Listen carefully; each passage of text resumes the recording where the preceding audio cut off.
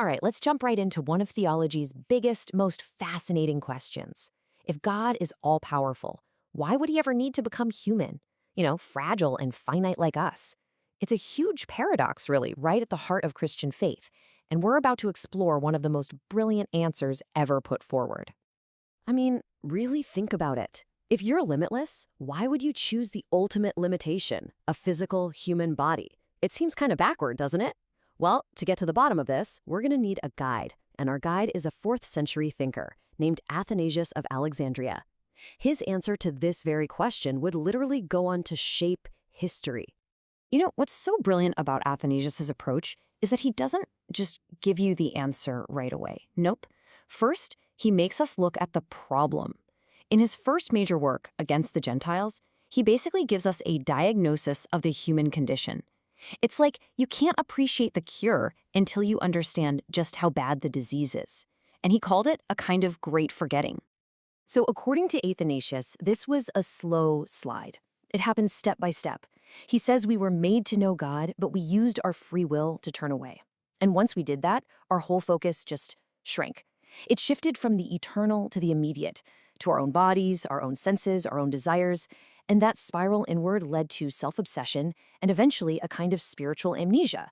We just forgot where we came from. And when there's a God-shaped hole in your life, you try to fill it with something else, right? That's when we started inventing idols.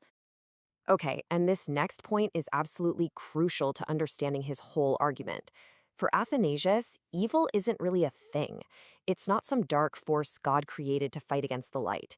It's simpler and maybe even scarier than that. Evil is just the absence of good. Think about a shadow. A shadow isn't made of anything. It's just a place where the light is being blocked. That's evil. It's the void that's left when we turn our back on God, who is the source of all good. And this turning away, this blocking the light, it had a devastating consequence. By cutting ourselves off from God, the source of all life and existence, humanity basically fell under a natural law, the law of decay, of corruption. We were literally unraveling, heading back toward the nothingness we came from. And this put God in a really tough spot, a huge dilemma.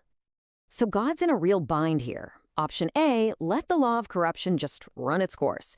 But if humanity just dissolves back into nothing, what was the point of creating everything in the first place? It kind of makes God's whole project look like a failure. Okay, so what about option B? Just forgive everybody and hit the reset button. Well, if God does that, then his word, his law that sin leads to death, means nothing. He becomes untrustworthy. So he's stuck between his own goodness and his own truthfulness. What do you do? So how do you solve an impossible problem? Well, this is where Athanasius really blows our minds. He shifts to his masterpiece, On the Incarnation, and he lays out this solution that is just so elegant, so radical. The only way out was for God to step into the story himself. Now, when he says the word, or logos, in the original Greek, he's not talking about a word you say out loud. It's more like the divine reason, the cosmic intelligence, the very logic that holds the universe together. And here's the key. The word isn't a created thing. The word is the one through whom everything was created. And the logic is just so clean. Who better to fix the painting than the original artist? Athanasius himself puts it perfectly right here. The renewal of creation has been wrought by the self-same word who made it in the beginning. I mean, how cool is that? The creator becomes the recreator. For Athanasius, this isn't some cosmic plan B. This was the fulfillment of the original plan all along. And this is where it all just clicks into place. It's the perfect solution that solves every part of the problem at once. So check this out. By becoming human, the Word could restore that divine image in us that had gotten all messed up. He also had a body, just like us, a body that could die. And why was that so important? Because by dying, he could pay the debt we owed, satisfying that law of death, and keeping God's word true. But then, and this is the kicker, because he was also fully God, the source of life itself, he could rise from the dead and shatter the power of death forever. He had to be human enough to die for us, but divine enough to defeat death for all of us. So what's the end game here? Well, this is the victory lap. And you gotta understand, for Athanasius, this wasn't just about saving a few individual people. No way. This was about restoring all of creation, reversing that slide into nothingness and reopening the way for us to become what we were always meant to be.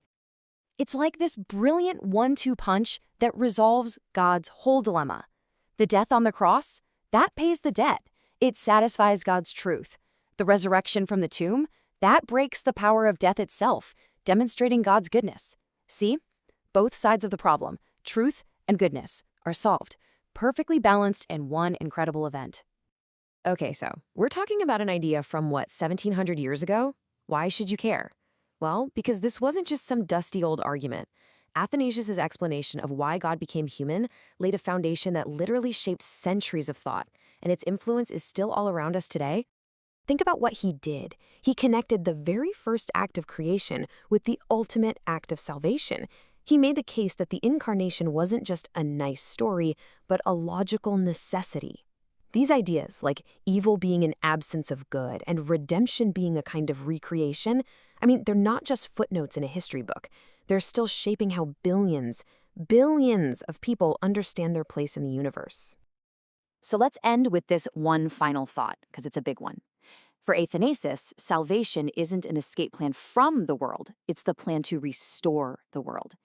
And if that's true, if the ultimate goal is the healing and renewal of all creation, well, what does that change about how we live our lives, today, right here, right now?